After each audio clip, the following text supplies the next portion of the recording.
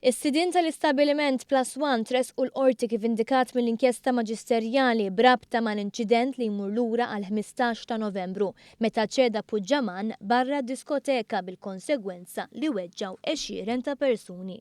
Hugo Ketkuti, Francis Grima u Carmel Xkembri, diretturi tal-kumpanija, u Jonathan Grima, manager ta' Plus One, kienu akkużati li bit-traskuraġni waslu biex diversi persuni sofrew ġrieħi gravi. Akkużi oħra kienu li mexxew l-istabbiliment mingħajr liċenzji meħtieġa li ma kienx hemm rotot u ħruġ ta' emerġenza xierqa u li naqsu li jħarsu l-istandards ta' bars u diskoteki. Ma dawn kien hemm ukoll akkuża li użaw servizz ta' bouncers mingħajr liċenzja. Marco Zoppardi, manager ieħor, kien akkużat li flimkien mad-diretturi ħalla jidħlu persuni taħt l-età permezz tal-liġi ta' 17-il sena u li biħulhom l-alkoħol.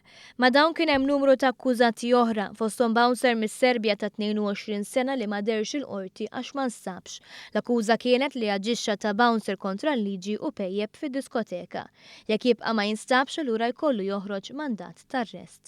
Zak Latif ta' 18 sena huwa l-persuna li allegatament uża il-pepper spray li wassal għal konfużjoni fl-istabbiliment.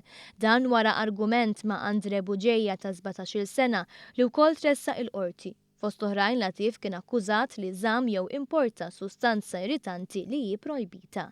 Stephen Changura u ommu Teresa kienu akkużati li impjegaw persuna mingħajr mufurmaw li tisi u anke li ħadmu persuni mingħajr liċenzja ta' bouncers. Tresqu wkoll żewġ persuni li jaħdmu wara l-baru li ġew akkużati li bijaw xorb alkoħoliku lil minuri. Filwaqt li 11 il-bouncer iffaċċjaw akkużi diversi. Fil-maġġoranza tagħhom qed ikun allegat li ħadmu mingħajr il-liċenzja meħtieġa. Oħrajn huma akkużati li daħlu persuni taħt 17-il sena fl-istabbiliment u hemm minnu reċidiv.